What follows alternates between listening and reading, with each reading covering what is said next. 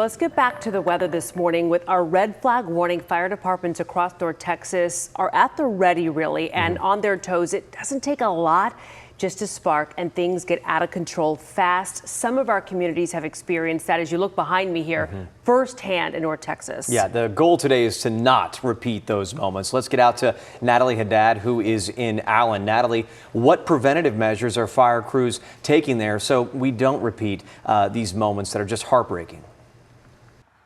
Hey, good morning to you all. Well, right now there are fire crews across North Texas, just like here in Allen, who are ramping up their crews ahead of today's expected conditions. And already emergency coordinators and fire marshals have met with the Texas A&M Forest Service, assigning assets and equipment to crews in the case of an emergency. They did that just yesterday. We'll get to that in a minute. Now, grass and brush fires have claimed dozens of North Texas homes and properties over the last 5 years. You remember Palo Pinto and Balch Springs fires. Fire Marshal Randy Franks from Parker County says he's not seen more worrisome conditions since 1995, when a fire torched thousands of acres near Poolville. He says today's wind gusts have him very worried, especially if people don't follow burn ban rules. It's going to be bad, and I pray it doesn't, but that's what we're looking forward to. It's going to be to the worst that we've seen in a long time.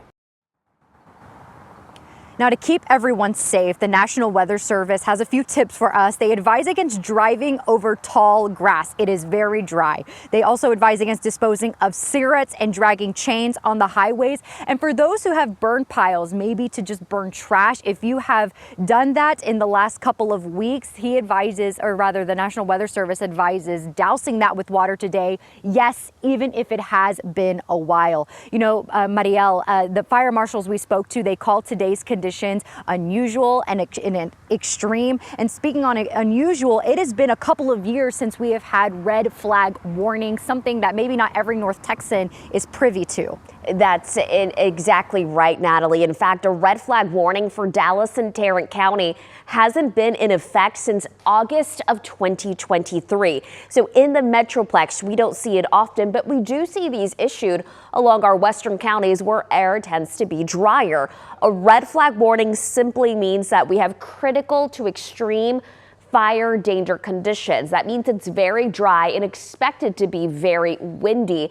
It does not necessarily mean that fires are currently active. But if a fire is present during a red flag warning day, it can spread quickly. Now, a fire warning is whenever an active fire is threatening life and property. So that'll be something that gets issued once a fire actually starts. A red flag warning, it is in place today.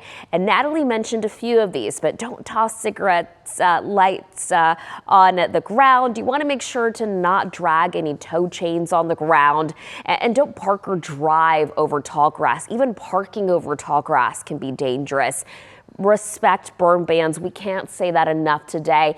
No outdoor sparks or even open flames. In Kara, that also includes things like using lawn equipment. Something as simple as that on a day like today can cause some major issues. Yeah, you know, and fortunately, we don't have a lot of green grass out there, but I have seen crews back out in action this week in my neighborhood. Thanks, Marielle. So we always have your forecast on demand on WFA Plus, and as those winds start to pick up, you can count on even more coverage from our team of meteorologists beginning at 7 o'clock this morning.